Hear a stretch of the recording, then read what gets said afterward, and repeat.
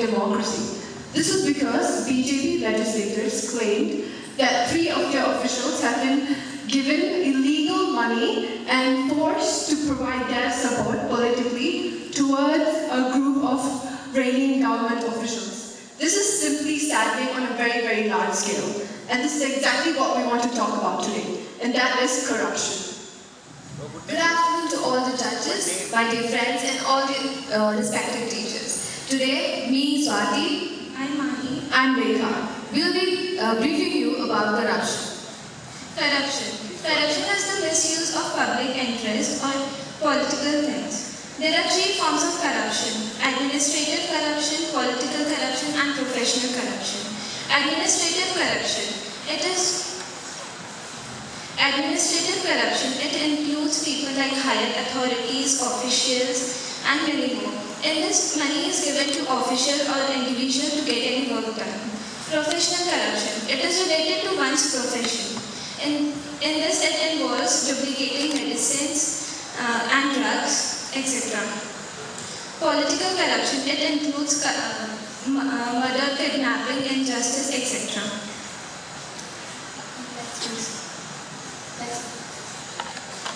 Corruption is one of the biggest threats that faces the well-being of a society. Corruption, unlike in developed countries, in India is at a very high rate.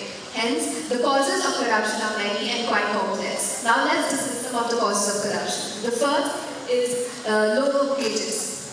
Employees in the government sector are provided with low wages or salaries. Hence, they adopt corruptive methods for financial benefits. Second one is low job opportunities. There are many educated youth in our country, but the job opportunities are less in the country. Hence, people adopt corruptive methods. They pay bribes to their higher officials so that they get their job. Next is lack of strict and fast punishment. In India, we see that even though a person is caught red-handed adopting corruptive methods, he is not given strict punishments. It should be seen that the government imposes strict and fast punishments so that corruption comes down in India.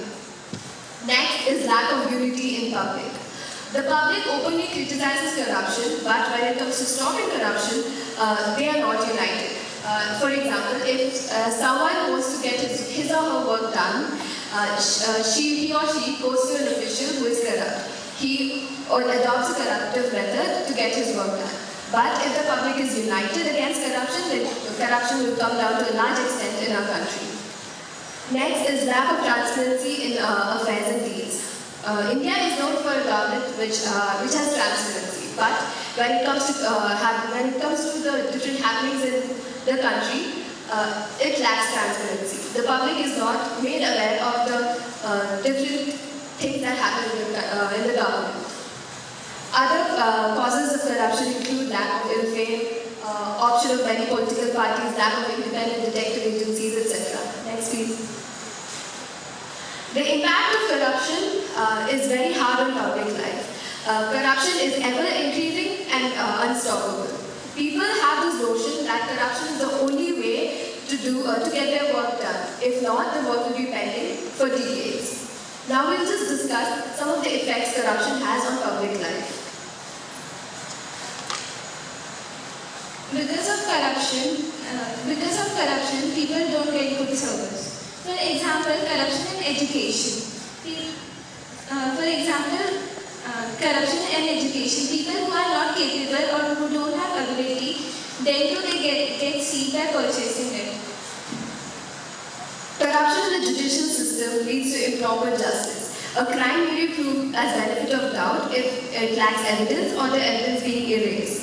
Sometimes there's corruption in the police system, which leads to the investigation process being delayed. Another effect of corruption includes a lack of complete respect or even any sort of regardance towards the authoritarian figure, which is the higher power in a country, where people do not even obey their own leaders. So this in turn results in complete chaos. People vote not only for desire for voting, but they also see that how that person is, and for respect of politician also. If the politician is found corrupted, he might not get votes. Sincere, honest and hardworking citizens who would like to get a post, they develop an aversion towards that post because they think that if they get that post, they will be involved in corruption. Because of increase in corruption, there is increase in unemployment. And lastly, there is a complete decrease in the economic progress in a country when there's a large composition of the country just composed of corruption. There are fewer investments, fewer business partners, and hence the country's market price, everything just goes down the drain. Next, please. Okay, moving on, the reduction of corruption, which is basically a number of solutions that can be carried out to ensure that corruption becomes something that isn't such a big problem these days. Firstly, it is to increase the literacy rate in our country. Any other country that's facing this problem. When people are educated, they learn the importance of meritocracy. And hence they want to ensure that they carry out their everyday activities in the most honest way possible. Hence, when this is done, we come to a society that only follows the idea of quality and nothing else. An example in our own country would be Kerala. Kerala is the one state which has the highest literacy rate, which is honestly something that we should all be proud of. Next, please. Now, as you can see, this is a chart. This is according to Transparency International. This shows the most corrupt countries and least corrupt countries. Just have a look at it. Next, please. Corruption is not just on a national level, it's on an international level. It's global corruption, as we call it. This mostly occurs because of the increased amount of industrialization, globalization, and our entire world just coming together, especially with the progress of the internet these days. Global corruption usually it transpires differently for different nations. For example, in the UK, we have, for example, there's an industry, arms industry that produces weaponry and fighter planes, and this was illegally bought by Saudi Arabian officials through very corrupt ways and measures. So this is an example of global corruption, and as you can see, it has a very large-scale effect. Next, we move on to the role of media in the internet in reduction of corruption in the society, the country, and the world as a whole. The media can play an important role in reducing corruption because it provides a multi-way of communication. It can increase transparency, but we have to keep in mind that traditional media, like the print to the broadcast media, is only a one-way communication. But when it comes to social media and the internet, it allows for a multi-way communication of information.